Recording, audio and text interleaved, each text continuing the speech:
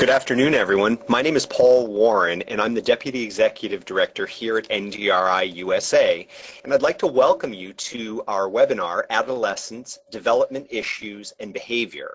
So without further ado, it gives me great pleasure to turn the webinar over to my colleague, Diana Padilla, who is a Program Manager here at NDRI-USA and a Cultural Competency Specialist. So having said that, I'm going to turn it over to Diana, and she will tell you a bit more about herself as we go forward. Hi, everyone. I'm delighted that you can be here. I'm so glad that I can be here with you also to discuss adolescence, which is a topic I enjoy. And I'm hoping that by the end of our short time together, this will prove insightful for you and you can build upon that in practice. But just a little bit about myself, as Paul was saying, I've worked in public health for almost 20 years now, and I've worked both in drug treatment and HIV/AIDS. I have despite the different goals and disciplines, I have to tell you that the theme has always been consistently focused on behavior change. And as such, I've been able to also focus some of my efforts here at NDRI-USA on research, development, and training, and presenting on cultural competency with diverse populations such as adolescents, women, and persons of color. And we've supported drug courts, prevention, and behavioral health settings. So as we go forward, just to give you a simple goal of our time together today, we're here to understand the basic dynamics of growth and development for adolescents and the consequent behavioral issues. And we will be discussing some foundational information that you should be able to perhaps, or hopefully you will be able to integrate in practice. Just to start us off, it makes sense to understand or to at least review an adolescent case.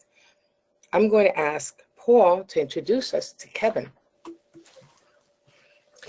Kevin is a 15-year-old.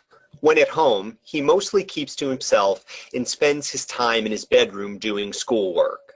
When he's out and about, he's with his friends. Kevin's parents have difficulty engaging him in any family conversations and during dinner time. His parents know that their son is a pretty good kid. Just recently, he promised to go home directly after school to sit with his younger brother who was homesick with a cold. Their mother had a medical appointment and didn't want to leave the younger son home alone. Although Kevin really meant to keep his promise, while going home, he passed the basketball courts where his friends were watching a game. Seeing his friends, he stopped to say hello. While lingering and talking, he began playing with some weights the players had set out on the side court. While flexing a dumbbell, joking, and not paying attention, he hit his mouth with the weight, cracking his front tooth. His friends heard the cracking sound and told him his tooth was broken.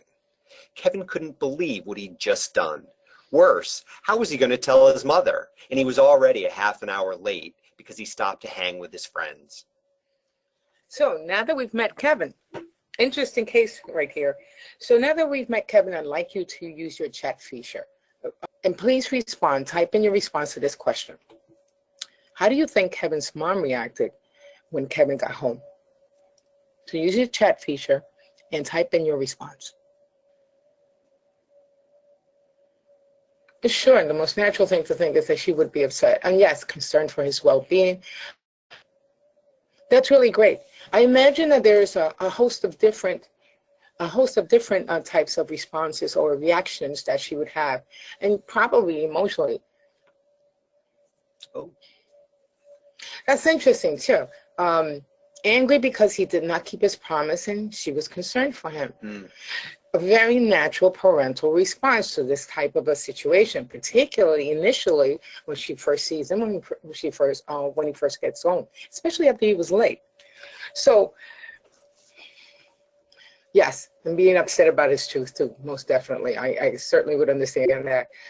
So those are the most common reactions that I think we can agree upon that Kevin's mom would provide. So let me ask you another question. So if say the situation happened and a coach heard about it, a practitioner such as yourself that works with adolescents learns about it, if it was a counselor, if it was an uncle, an older neighbor that knows them very well, what do you think the response would have been then? Do you think it would have been the same, or do you think it would have been different? And please, again, type in your responses. So these are really good responses that you are providing. So a few of you have said different or similar reactions. So we see like almost like 20% are saying different. A higher percent is saying probably understand. I think as a counselor, the person would, the adult may understand. So with some adults, it might be a similar response. With some folks who work with counselors, we might expect them to have a different reaction. Thank you for that. So think about this brief scenario for a minute, and what may be the issue here? Why would Kevin do that after he promised to be home? Is Kevin just blatantly disobeying? Is it a discipline issue? So Kevin's situation seems to follow along the lines of some of these commonly heard statements that adults have with situations that adolescents present with. Tell me, and if you've heard any of these before, I want you to raise your hand. So adult perspectives sometimes have certain comments that reflect their reactions to situations that adolescents engage in. They hate us, they never listen, they should know better, they don't communicate. This one is priceless. When I was a kid, life was a lot harder. I think these are things that some of us actually grew up with, but not dissimilar from what we have heard today, whether it's a parent, whether it's a practitioner, whether it's another person in that adolescent's life. Now, these statements are not necessarily accurate, but these statements are very similar to Kevin's mom, and reactions that are similar to what seems to be an adolescent behavior that doesn't include practical thinking. So then again, maybe it speaks to a comment like such as this one.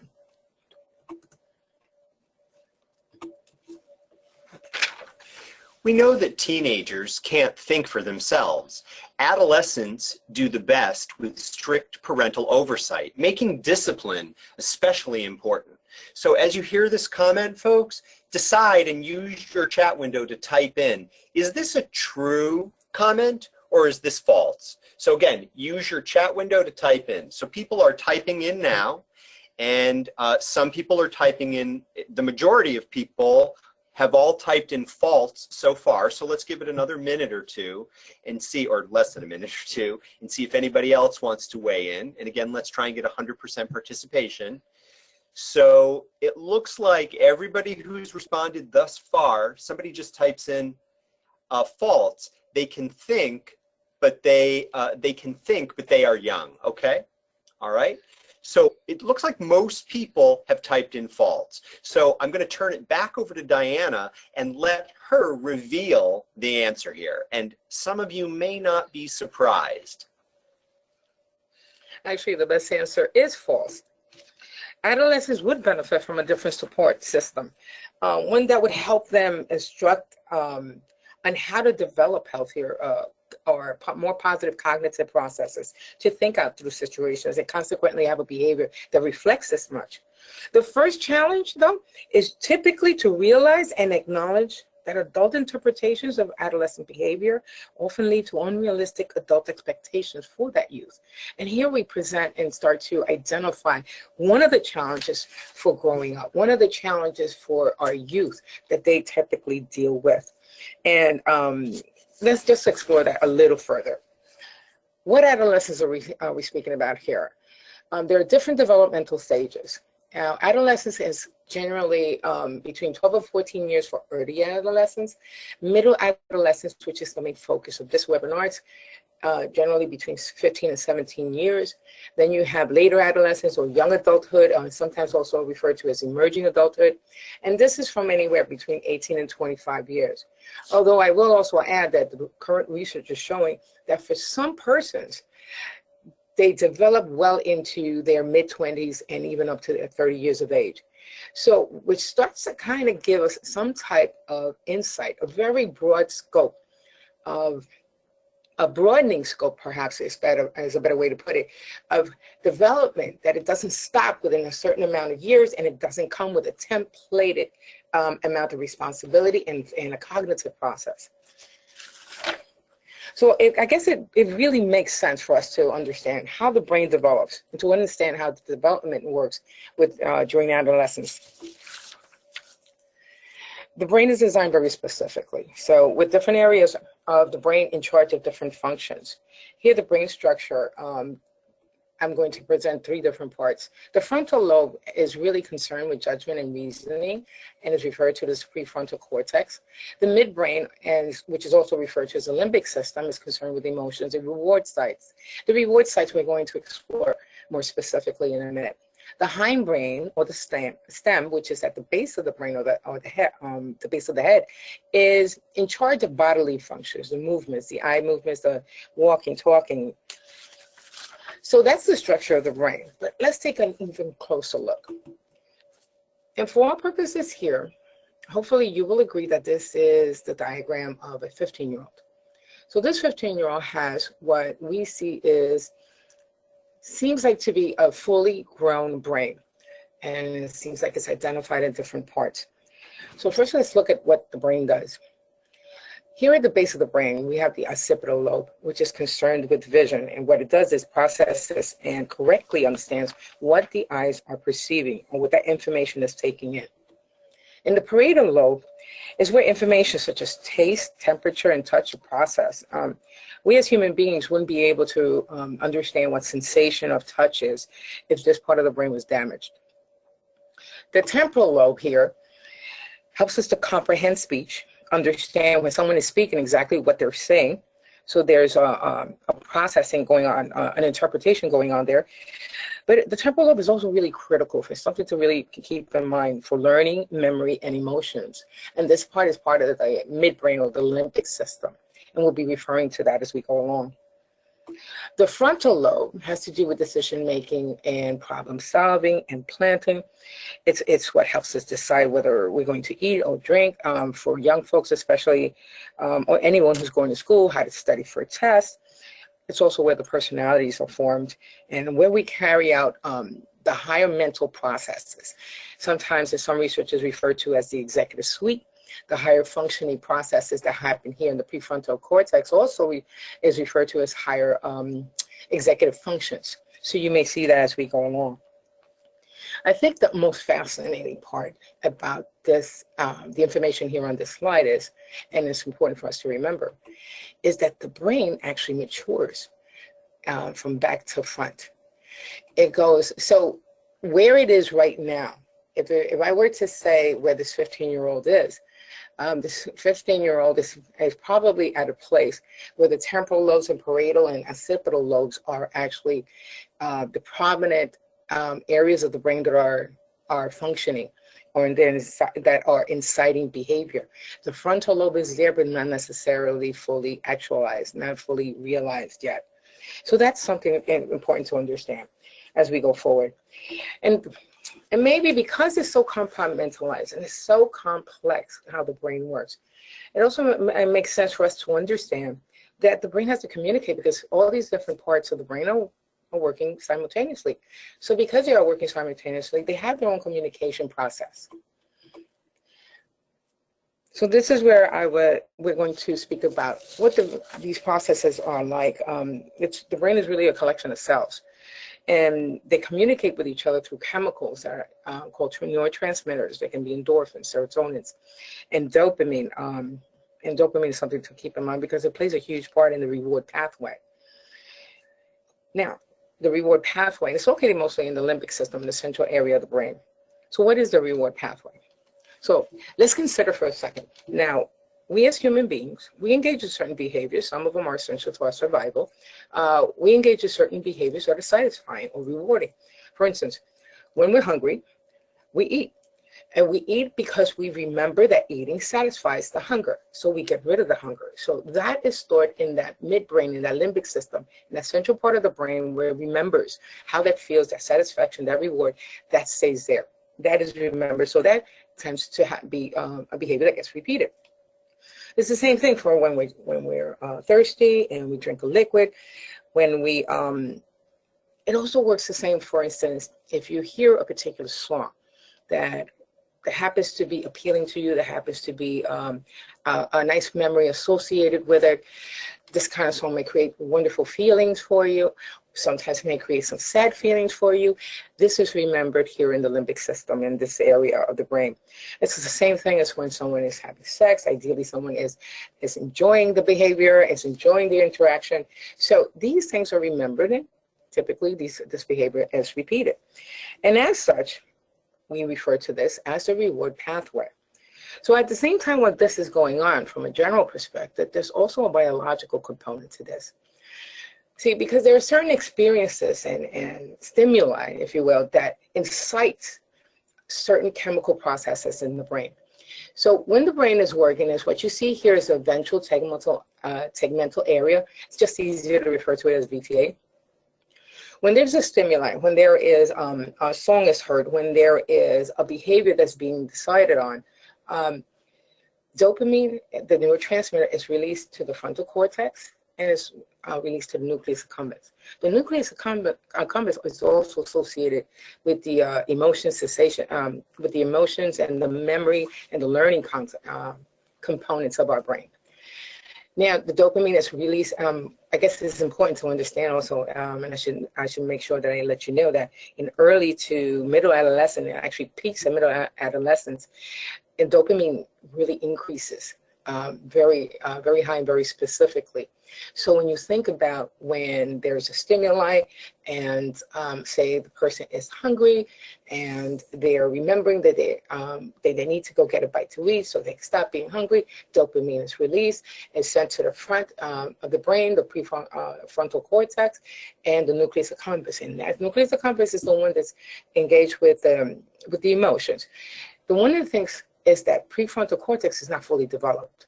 So for an adolescent, this is not necessarily processed very well in terms of pros and cons and problem solving and understanding that it's really important to eat right now. The nucleus accumbens, which is part of the midbrain, will naturally create or remind the person about the emotions, sensations, or those feelings that come along with that particular behavior. So natural rewards such as food, music, and sex can incite this biological or this cell activity. At the same time, dopamine is also thought to be associated with risk behaviors and novelty seeking. So when we're thinking and considering things like, for instance, like when Kevin decided to stop and say hello to his friends, a joyful behavior that he engages in regularly with his peers, because this is around this time, being with them as something that makes him happy. These are the emotions, and this is the thinking that is remembered, so that is repeated. Now, when that is happening, perhaps the actual, the promise of going back home is not necessarily having a lot of weight putting on, a lot of credibility put on that one. There's more likelihood that he's going to stop and be with the kids and be with his friends and then go home. So it has to do with dopamine release that's going on. It has to do with the memory and the association that comes with being around his peers. And we're going to talk about in a minute about how adolescents at this stage of development, peers are really important. So, but in terms of a level of development stage where adolescents tend to also take risks and get involved and engage in experimentation, whether it's with sex, whether it's with a particular, say, a risky activity, perhaps even drugs and alcohol, because the reward pathway can also be activated through artificial means, which is where the illicit drug use comes from. This is the kind of thing that gets an adolescent, that can speak to why an adolescent might repeat this behavior. But this isn't all of it.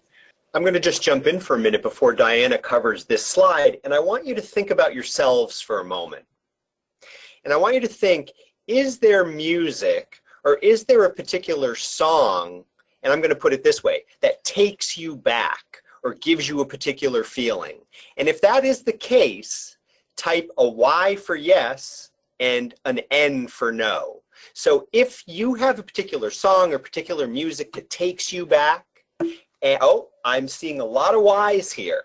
So again, Diana made an excellent point about how this neurochemical process is linked to our emotions and to experiences. Most people who have replied have typed in a Y. Now for extra credit, can somebody type in the name of their favorite song or their favorite music? So for extra credit, type in your favorite song name or the music name. And let's see if anybody can respond to that. And we're seeing again that most people have said yes, that there is music. Yeah, more than words. Okay, that's one song. Maria, Darling Dear, anything by Ja Rule. Ja Rule. Ja Rule. Oh, that's the way to pronounce it? That's correct. Got it. Okay. High school clubbing days. And again, you'll notice how that the music can actually emotionally and physiologically bring you back. And that's related to the point that Diana made about this electrochemical sort of process that takes place. So thanks for participating in that, and I'm going to turn it back over to Diana. That's pretty wonderful, folks. And just to get involved with that, my favorite song of all time is Time in a Bottle. Very brief, very simple. And I might be telling you my age, so we're going to forget that. Yeah. Anyway, as we go along,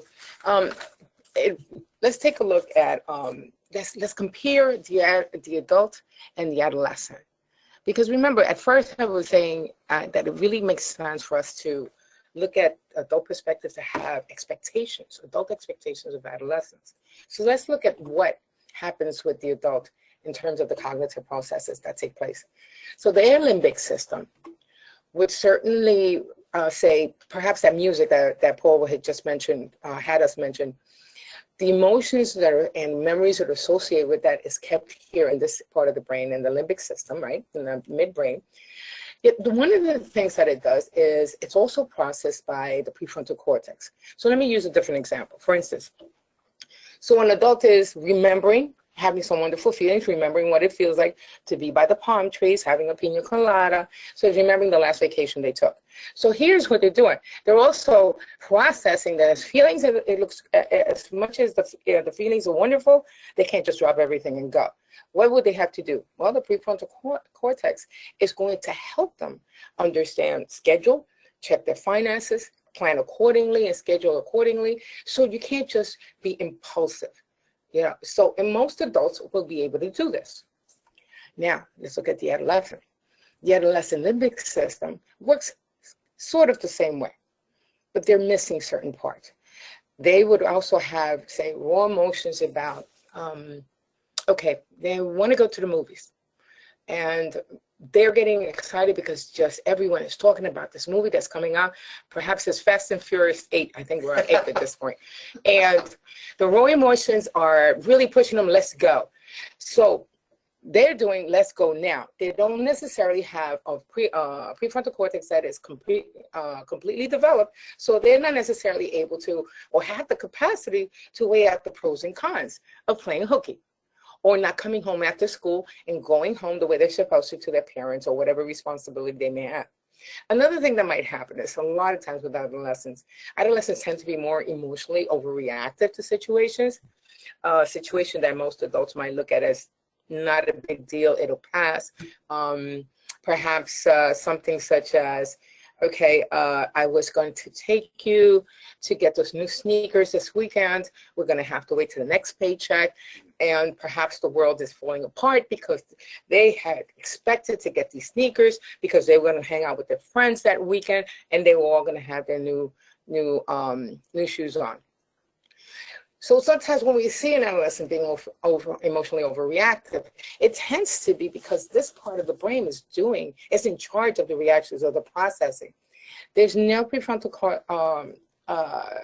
frontal lobe higher functioning at that point. There is some.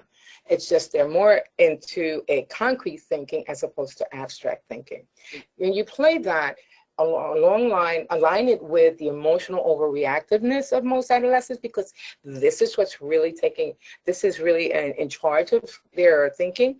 It kind of gives you that situation where we think, or some practitioners and a great many parents are likely to think that they're overdoing it, that they are emotionally just that too much. It doesn't mean to, it's not worth that intense type of feelings. Unfortunately, what that also does, it encourages other reactions from either uninformed practitioners who work with them, coaches, counselors, and parents, to kind of minimize just what they're feeling, their perspective, how they feel about a particular situation. So let's explore this even further still. This is an example of that, what I'm referring to now as the adolescent logic and what we just spoke about. 16-year-old Cynthia has planned to be completely smashed at the high school dance. She brought alcohol with her despite knowing that she can be expelled for it if school staff found out. Cynthia was caught with alcohol at the party and was suspended pending investigation. According to Cynthia, it seemed like too much of a fun idea to turn down. So while this is a situation where a lot of folks, I've met with a lot of teachers over the years, and I have friends who are teachers and they're principals, and one of the biggest frustrations is when their young teenagers react or behave this way in different situations when they work hard to get them a junior prom, and then they turn around and they don't really care about the efforts, supposedly because they turn around and they bring alcohol and they get in trouble. Well, it's a little bit more in-depth than that. I think it really encourages everyone to get some basic understanding of where brain development, adolescent development stages, and how it all correlates with each given youth. The other thing to understand here is also that every adolescent deals with their situation individually. There's no template response that comes from most adolescents. Okay, so let's look at the risk and reward here. Now, part of what we're discussing here is not that teens are dumb or they're not intelligent or that they can't control their own brain. A lot of studies have shown that teens do understand that they're engaging in risky behavior. It can be unprotected sex, drug, or alcohol, or we can see this wonderful young man who's playing Evel Knievel in his bike. Now, adult might, any practitioner might look at this and say, okay, this can be very dangerous depending on what the timing of this photo. You see this young person, this is like early adolescence, I would say, about 11 to 12 years old. And then you don't know if he's going to drive right over these two kids who are laying down on the bottom, or that he's just in midair and still rising up. The idea here is that that's not a very practical thing to do. There's a lot of danger for all three. Now, here's the thing with the adolescents, though. They're more likely to think about the benefits than what the outcomes or the potential harm may be of any given decision to engage in any risky behavior. This may be the most exciting thing, and maybe they're just trying to replicate something they saw, or perhaps this is that wonderful idea that was great at that time. So some of the behavioral characteristics we can see, and I'm going to ask you to raise your hand again if you've heard of or if you've encountered this situation with some of the adolescents you work with, and if you don't work with them yet, or adolescents that you've encountered, whether they're in your family, your friends, or nephews and nieces. So the situation is, simply put, a 16-year-old is dumped by a partner. Even a 17-year-old is dumped by a partner. What happens is the end of the world. I will never find anybody like that person. It's that don't talk to me now. I don't want to talk to anybody. I hate everybody. The idea here is, remember, where the brain is at, what is taking place, what is processing information and the experience. And also remember where they're at in terms of development. So what if a friend comes on and says, here, take a drink, you're going to feel better. So what happens? That ends up being a coping skill. If they drink enough that they mollify their emotions, if they medicate their feelings, then they just found themselves a coping skill. We had this one young woman. She was about 26, 27 in the drug treatment program that I was working at. And I thought it was kind of fortunate that she ended up coming into treatment at such a young age. And what she shared with me is some revelations that came through when she was doing therapy. When she was doing therapy, apparently the therapist was using a psychoanalytical process, and they were able to understand certain things that happened to her. One of the things that happened to her when she was in high school, she was about 16 years old. She had a high school sweetheart. She was she did really well in school. She didn't cut out of school or played hooky, and she was supposedly a really good daughter at home.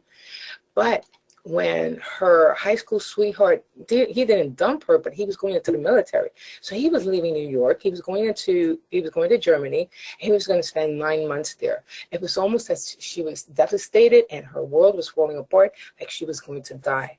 This is what she said that she was remembering. It was pretty intense, the feelings. Now, she had never drank or did a drug at that point. So what her friends did, because they all looked old enough, and apparently nobody checked IDs, they took her, once he boarded the plane, they took her to the airport bar. And they proceeded to all have shots of vodka, shots of tequila. It was chased by tequila sunrises. They did that for about several times. There was at least 3 shots, 3 chasers. By the time she was going home, so thank goodness somebody else was driving.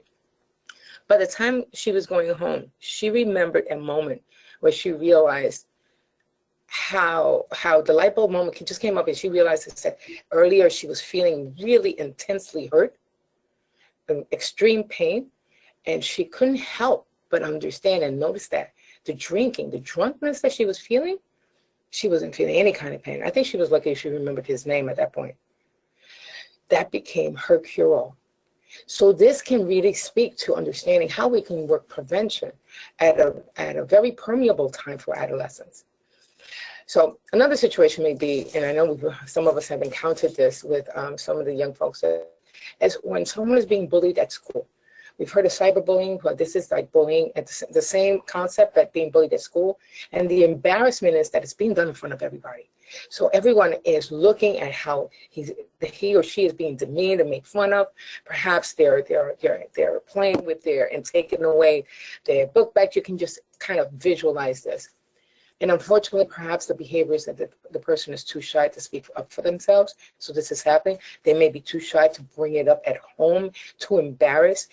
What does usually happen? I mean, as a matter of fact, what do you think would happen? I'm going to ask you to type in what you think would be the consequence if this individual doesn't speak up for themselves or say anything. So type in your response. So it sounds like what you're also asking is like, what would the long-term effect be of somebody who maybe would have that? Feeling depressed, yes. This is interesting. So likely to get into controlling relationships, grow up feeling the shame, perhaps turn to drugs. Drugs has been a measure of coping and medicating feelings. Depressed, medicated with drugs, the self-image affected that too. And see, and if you can, thank you for these responses, and if you consider this from the multiple dimensional aspect of that is any given adolescent's world, it can affect so many different things, and they're still growing, they're still developing further. So thank you all for that. Here's another situation. It's at a party, everyone seems to be doing it, so that's the philosophy. So here there are no adult there's no adult around. I remember there was a time where there used to be, and I forget what they used to call the parties at home when kids were playing hooky or cutting from school, and the parties, and they engaged with loud music, and they'd be a great many rooms, and folks used to couple up and have sex. And even those younger folks who perhaps were virgins themselves, were not into having sex, had no idea what that might be, maybe pressured into having sex by a partner. Why? Because everyone else is doing it. Being accepted by other peers, by other folks, being part of the cool crew. And I'm sure there's a more updated term than that. That is really important during this stage of adolescence. So let's look at some of these life domains for a moment. So the many changes experienced by an adolescent can be grouped in five major categories. So these are different things that are overlapping and working at the same time. Physically, there's change. Cognitive, emotional, social, and behavioral domains are all overlapping and evolving, and all at different speeds, but all simultaneously. And these impact on all the different developmental stages according to age group. So something to keep in mind, developmental tasks. And this typically has to do with when an adolescent is at a particular stage, there are certain opportunities to cultivate skills and abilities according to where they're at the time. And these are usually referred to as developmental tasks. It really speaks to the complexities of growing up for an adolescent. And most of the time when someone is growing up, this information is not getting to them. This information is not informing them as to what to expect and how to deal with it. So that gives us another layer of understanding in terms of their challenges. So puberty status and hormonal changes, a lot of times practitioners or parents would decide that hormones are raging and that's the reason adolescents are acting out. But as I just said, there are various things that are going on at the same time. When the hormones are hormones are increasing and there are changes going on physically for the boy, he's getting larger in size, his voice is getting lower. Young girls are coming into their menstrual cycles, their breasts are growing, they are developing into what most of them probably look forward to as adulthood, as far as they're concerned. Because if you remember, this dependence that they like around this stage of development is really important. It kind of speaks to why they like the idea of being a teen. Teen is closer to being an adult than being a child. And then these changes are going on, so they're maturing. So the psychological transformation also speaks from other aspects. Oh, I didn't refer to the prefrontal cortex limbic system. I did already state that there's a movement and there's an evolution that's going from abstract thinking into problem solving into abstract thinking. From a psychological perspective, this also includes identity formation. So the young person is wondering, like, what kind of person they are. Are they deciding what kind of person they are? Are they what their self-esteem may be like? How does society perceive them? Are they a caring person? Are they one of the accepted persons of the peer group? The other things that are going on is that because the prefrontal cortex is developing, so cognitive capacity starts to increase. And this will be contingent upon the different risk and protective factors that may or may not be in the adolescent's life, and we'll talk about that in a second. Another transformation from a biological perspective includes what we've been mentioning all along, the acceptance by peers. There's a stage, this stage actually speaks to adolescents trying to move away and being more independent and moving away from parental influence and control. Now, it's not to say that they don't want to be around their parents. There's a security there, and they know that they're there when they need them. They don't necessarily want to be controlled by the parents. They don't necessarily want to do as they're told if they disagree. So the parent-child relationship can impact this process. This a lot of times has to do with why sometimes they spend more time with certain peers or whoever it is that they are interacting with. It kind of depends on what's the peer group like in their neighborhood, in their school, who are they constantly interacting with. Gender roles is another thing. Gender roles are impacted by different, let's say, societal attributions. We have, thank goodness, a dichotomy philosophy in this country that is changing. So it can have anything to do with gender identity, an innate sense of femaleness, maleness, or non-conforming or gender variant. It might have influences of culture, family, societal influences. It can include social media, information sources from different places. What's the gender roles that are being played out in areas that they frequent? Is there a sports club? Is it just after school? Is it down the block where all the kids hang out at the store because they don't go anywhere? So these are things to consider. Other role transformations include some really important milestones. There's a transition that goes from ages and certain achievements. We're moving from an elementary school to middle school is huge. You're growing up, you're feeling more like your own person.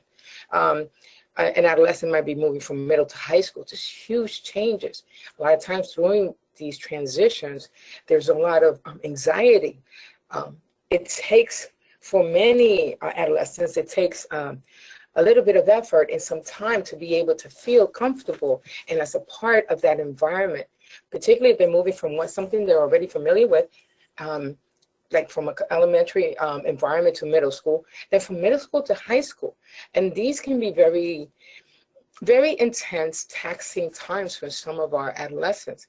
We've heard of adolescents who, when they transition, one of the first things they do is that they ask their parents to be transferred to another school.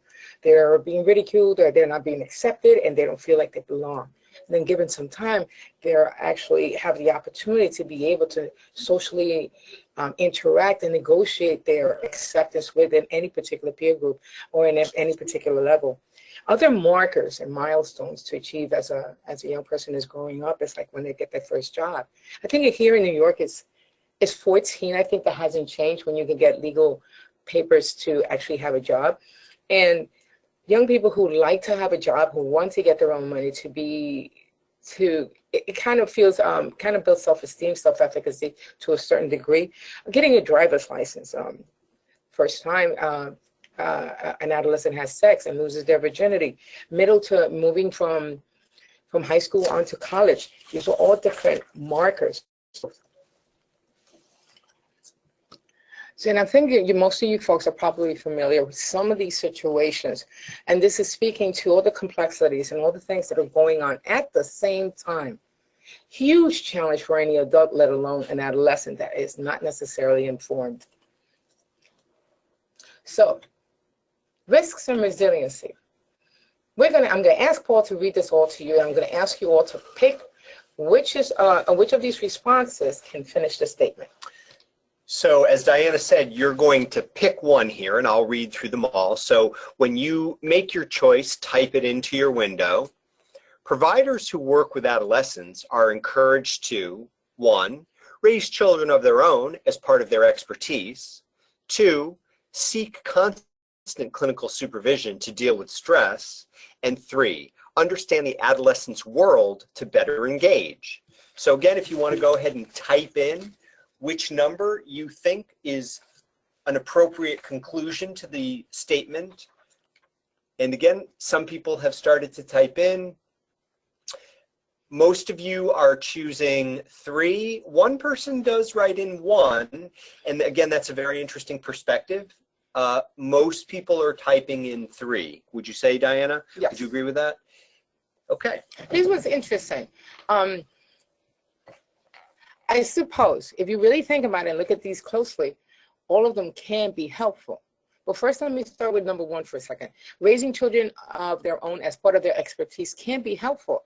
The only other side to that coin, though, that I really want to speak to is part of the challenge with Kevin and his mother, if you remember, is, and I think this is pretty basic, when you have a child, that doesn't necessarily mean that a person knows how to raise that child. Most of the times, as parents, we end up going by our own experiences. Yet, then you do have some folks who actually do look at parenting skills and really inform themselves on how to raise their children very healthily, but a lot of people don't. So I think that's a wonderful part. And it's actually absolutely wonderful if you actually use some of this information when you're raising your own children. Seeking constant clinical supervision to deal with stress is actually a good idea in terms of practice, because it can be very frustrating working with these adolescents, particularly because they're so unique in how they react and respond and process the world around them. But speaking of world, the best response really is understand the adolescent's world to better engage. You know, when you think of it from a cultural competent perspective, we tend to think that if you can reflect and be part of the group that you are, the client population that you're working with, that's essential. That's considered very a productive point to integrate in practice. But you're not going to be an adolescent working with an adolescent if you're a mental health specialist, if you're a drug treatment professional, if you're a coach. So chances are, the best thing you can do. There are different theorists, models that have understandings and perspectives on adolescent development. If you can understand that the adolescent's world is really multidimensional with different systems in place, perhaps use an ecological perspective like my friend Brenner theorizes, or use Erickson's ideas in terms of adolescent development and gender identity and diffusion, that can really provide you insight that you can integrate into practice. So I do agree that the third response is actually the best one. So as we go forward, let's just talk just very briefly about resiliency and risk. And the reason why it's important to mention this is because there are so many risk factors. While while a young person is growing up. The idea is, how do we focus on healthy development in spite of the risk exposure? How can we help put in protective factors that can build their resiliency to be able to overcome the risk factors that may be part of their life? And risk factors can be both internal and external. And it's just the idea that if there's a predominant amount of risk factors, there's a more likelihood or propensity to engage in unhealthy behaviors. And because this is such a time of development, it can really lead to unhealthy behaviors later. It can really speak or be predictive of mental health disorders, mental health issues or substance abuse disorders, or co-occurring. Even physical disabilities can occur from some of the practices or activities that our young folks can engage in if risk factors is the predominant part or that dictates their world. So let's look at this link. The link between substance use and trauma really makes sense to mention this. 1 in 4 children, according to the National Child Traumatic Stress Network, 1 in 4 children and adolescents in the U.S. experiences at least one potentially traumatic event before the age of 16. Now, this can be family. This can be something they witness. It can be the environment they live in. 1 in 5 adolescents between the ages of 12 and 17 engage in abusive, dependent, or problematic use of illicit drug use or alcohol. And I think sometimes, like when we think about the older kids who go to college and how drinking is like so prevalent on college campuses, but a lot of them outgrow it, it might speak a lot to what has to do with the resiliency that they may have with the protective factors in their life. There are some kids who actually go into college level environments and don't drink and don't engage, and just have 1 or 2 drinks. And that speaks a lot to the protective factors they currently have in their life. So something to consider as we go along. Now here, I'm just going to, instead of reading the whole slide, we know that risk and protective factors exist. They can help lead adolescents towards drug abuse. They can help lead towards mental health or co-occurring disorders. Instead of just reading out and presenting them to you as risk and protective factors, we're going to run a couple of examples by you so you can see how these factors are reflected. First, Paul is going to give us the risk factor. Okay, here we go. A 16-year-old adolescent who drinks recklessly with a group of joyriding friends because they were all drinking and all agreed to move the party elsewhere. So I'm going to give you what I think is a proper a different take on the same situation if protective factors were involved. So the same team can decide to be more careful on that drive and call a cab and plan that ahead of time if they interact regularly with friends who disapprove of unsafe driving or driving while intoxicated. In part because youth are highly sensitive to their image among peers, and we've spoken about that, and the acceptance of their peers. This is also important to them. So now you understand what we're trying to do here. So if you have a risk factor, chances are there are certain resources and protective factors that you can provide to counteract these risk factors while they're still learning, while they're still remembering, while they're still internalizing and processing. And part of processing information and situations, this can be helpful. So we're going to do this again, and then after Paul reads the risk for this particular scenario, I'm going to ask you to type in what you would do. Go ahead, Paul. A 14-year-old adolescent spends a lot of time with the neighborhood teens who aren't going to school and often smoke marijuana and maybe other drugs, mimicking what they are doing in efforts to be part of the crew, to be accepted. It's also possible that there's no positive role model at home or in the family, such as an uncle, an older cousin. All right, so you as practitioners, this is very brief in scenario, so I'm asking you to type in a potential protective factor, something that you integrate or access for this adolescent. Hangs out with neighborhood teens who don't necessarily engage in positive activities. Type in what you think you would do.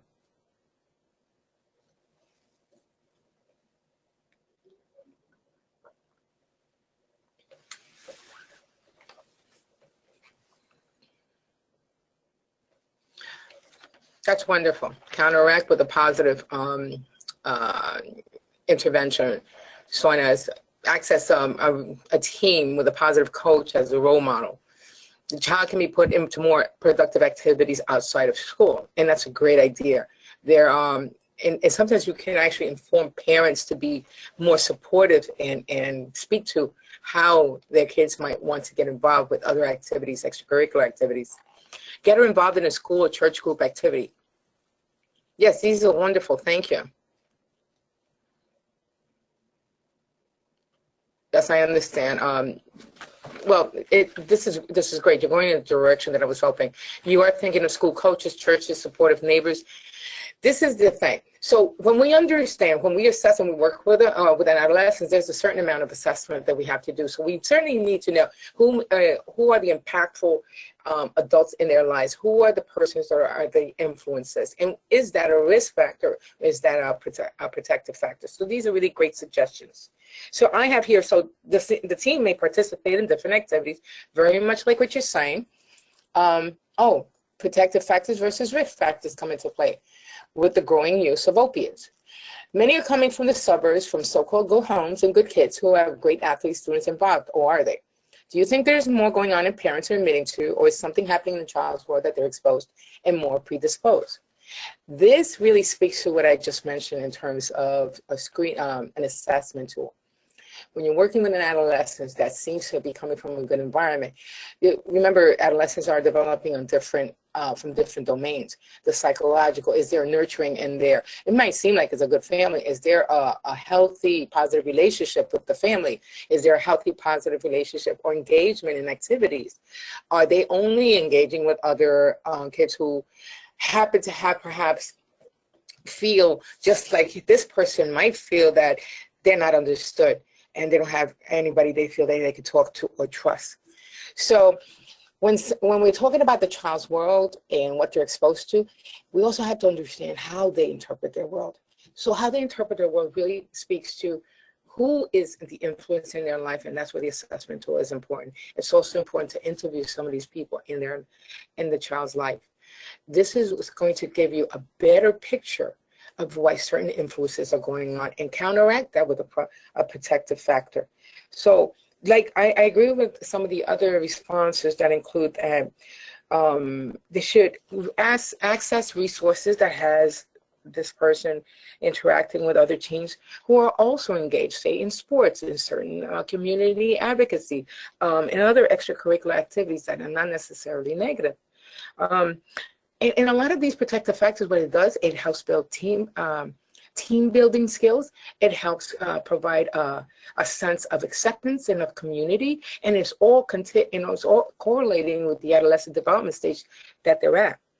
So a role model, access mentoring programs, perhaps provide some of this information or access resources where parents can be informed about this and how this can help. And you as a provider, you might be the one person that can actually talk to this adolescent and this teenager and access these resources for them.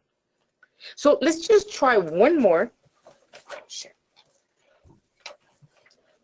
A teen can become confused and emotional for seemingly irrational situations, breakup, friends gossiping about them, and have no family support or someone to talk through situations in a supportive manner.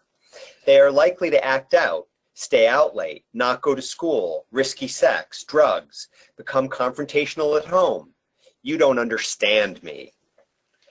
So should you consider a protective factor? This is another example. The teen might learn to respond differently if the adolescent situations, if they had an adult or that's the positive role model. Someone at least that can at least listen to their voice, listen to their stress, listen to their interpretation at that moment, what they're doing. A great many times what happens with practitioners and adults, and any other adult that's influential in their lives, is that they don't necessarily make themselves available at the time the adolescent needs them. And while there are certain restrictions that we have in our lives that kind of really doesn't kind of restricts our availability, what it really speaks to is being able to give them a voice. Everyone should have a voice, and adolescents should at least be heard. It will give you more insight as to their interpretation and what we can help them with. So a youth group has positive role models for both youth and adults, and that's totally correct. What it can do is provide the team spirit for family members and the other members who are influential in that youth's life, and understand from both perspectives how they can work together in a healthy manner. So let me come to this slide here. I want to, just before we leave, because we don't have a lot of time now, different ways providers can help. These are just a few of the suggestions. Practitioners should be trained much further and very specifically on how adolescents develop and the dysfunctional specifics that comes with developmental stages and what can impact and provide arrested development and impact their ability to navigate between different developmental tasks. Understand the multiple systems of influence, which I just referred to.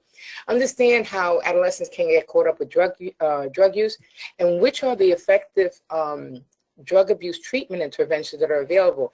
Not what we sometimes refer to as dumbed down adult interventions, but interventions that were designed specifically for the issues that come with being an adolescent.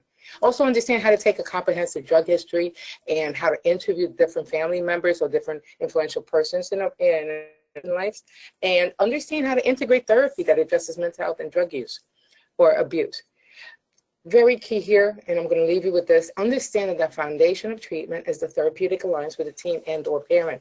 Understand that it's really important that just because you're not a teen doesn't mean that you cannot engage and be able to build a rapport with a teenager, but if you have to be able to understand what world they live in, you have to be able to give them a voice and then be able to navigate with that and create a conversation and an alliance that's going to be effective, not just for your goals that you have to meet with that client, but that teen is going to gain a lot of healthy cognitive processes so they can be able to think out situations, understand what the outcomes, how they can affect them, other people, help them build the skills that they need to go through life.